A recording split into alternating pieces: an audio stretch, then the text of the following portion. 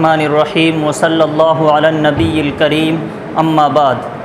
قابل صد احترام اساتذہ اکرام و رفقائے اعظام، میں آج آپ حضرات کے روبرو اپنی زندگی کے اس ماہ گرہ مایہ کے خواطر و مشاعر پیش کرنے جا رہا ہوں، جس کے بارے میں بلا مبالغہ میں یہ کہتا ہوں کہ اپنی تعلیمی زندگی میں جس کی ابتدا 6 سال قبل ہوئی تھی، ایسا بہترین و خیرات و برکات کا سنگم مہینہ میں نے نہیں دیکھا۔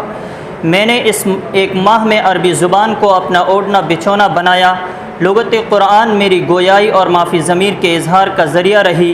میں نے جب کبھی لب کشائی کی تو وہ زبان میرے منہ سے نکلی، جسے اس قرائے ارض افضل البشر گویائی کرتا رہا۔ میری ان رسالات سے شناسائی ہوئی کہ شاید زندگی بھر میں ان کے دیدار کو ترستا رہتا۔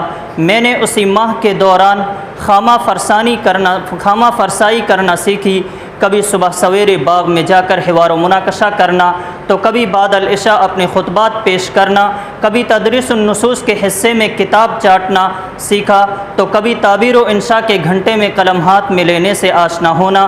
الغرض میں نے اس ایک ماہ میں اتنا کچھ سیکھا کہ اگر میں کسی اور مقام پر رہ کر یہ سیکھتا تو کم از کم میری زندگی کے 6 ماہ اس میں صرف ہوتے، لیکن یہ سب اس لیے ممکن ہوا کہ میرے محبوب و مشفق اساتذہ اکرام ہر وقت ہماری نگرانی و رہنمائی فرماتے رہے، عربی زبان کے تعلق سے ہر موڑ پر ہماری دستگیری کرتے رہے۔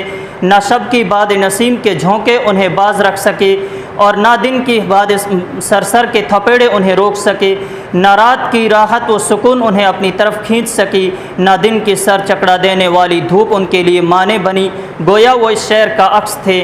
اسی کشمکش میں گزری میری زندگی کی راتیں، اسی کشمکش میں گزری میری زندگی کی راتیں، کبھی سوز و ساز رومی، کبھی ہے چوتاب رازی۔ اور اللہ تعالیٰ جزائے خیر عطا فرمائے اس معہد الاسلام کے بانی و مشرف اور مدیر معہد کے والد بزرگوار حضرت مولانا شرف عالم قاسمی صاحب دامت برکاتہم کو، کہ یہاں سے کوسوں دور رہ کر حرم مکی و مدنی میں اس معہد اور اس میں شرکت کرنے والے تمام ہی طلبہ عزیز کی کامیابی و کامرانی کے لیے دعائیں کرتے رہیں اور اللہ کے حضور گڑگڑاتے رہے۔